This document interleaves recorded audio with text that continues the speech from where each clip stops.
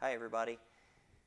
Just wanted to take a few minutes and do a short video about the historical context of oxen in light of Matthew 11, 28 and 29, where Jesus gives this invitation to whosoever will to come to him and learn of him, to take up the yoke and learn of him.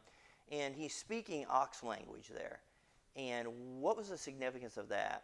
So in the ancient world, oxen were a beast of burden. They were not they were a draft animal. They were a work animal. And in our understanding today, we don't interact with oxen much, and we don't understand how in those days, and clear up to the 19th century really, oxen were the primary draft animal. If you was going to do any kind of work, you would have used oxen. Cattle that are trained to work is what an ox is.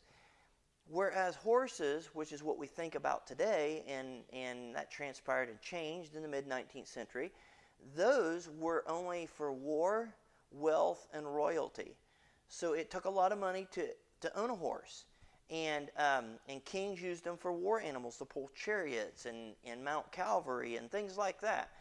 And so if you had a lot of wealth, you might have bought a horse, but very few of the common people could afford a horse. Where an ox was the common man draft animal. And we find it in the Bible used there as like moving the Ark of the Covenant. It was pulled on an ox cart. Another place we find oxen referred to is in 2 Kings 19:19, when Elijah is out plowing with 12 yoke of oxen. Because there again, they were the draft animal. They were the work animal. They truly were a lowly animal that was a beast of burden.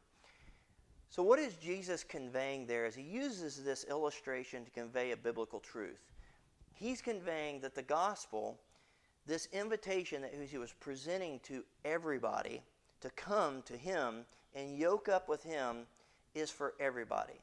It's not just for the wealthy. If he would have used a horse illustration here, the common people would say, well, I can't afford a horse. Most people couldn't afford a horse.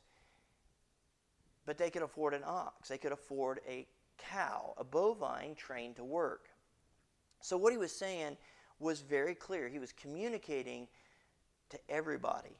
And obviously the word teaches, and Jesus taught, that he's not willing that any should perish, but that all should come to the knowledge of the truth. And so he wanted the people to know that this gospel is for the common people. The wealthy can come, the rich can come, but they're not, the poor and the lowly are not excluded. And you also have to understand in context there of Matthew 11, in the prior verses, that the scribes and Pharisees had laid a heavy burden on the common people. Not only in the taxation that they dealt with, but their religious burden. And he deals with that. And so it would have applied to everybody across the board, because even the wealthy used oxen for draft power. They used them. In fact, George Washington farmed his whole farm not with horses. He would have been considered among the wealthy in early American history, but he still used draft power, oxen, to do his field work. In history, in American history, and European history, we've seen a transition about the mid-19th century where horses started to replace oxen. But to give you a brief understanding of even what happened in the mid-19th century, I'll go give you a few details.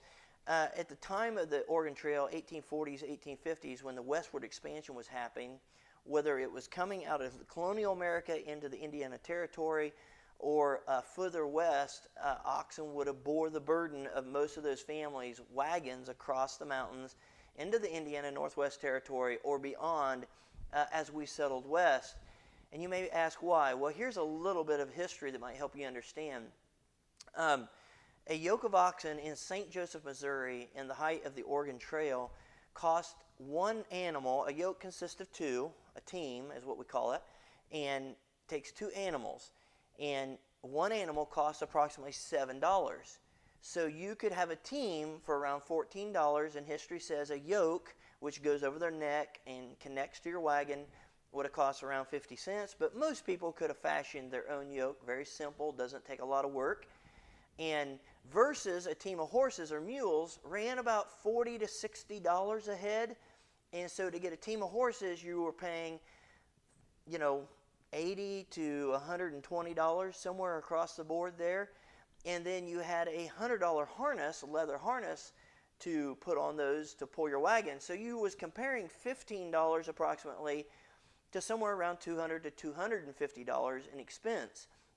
And for most common American person, and especially those who were moving west, were immigrants that had come to the United States to look for opportunity, because you have to understand, in Europe, the wealthy owned all the land. The barons and the dukes and the duchess and the royalty owned all the land. So those coming to America were looking for land opportunity, to have their little, just a little slice of land that they could own. And that's why personal property is so important.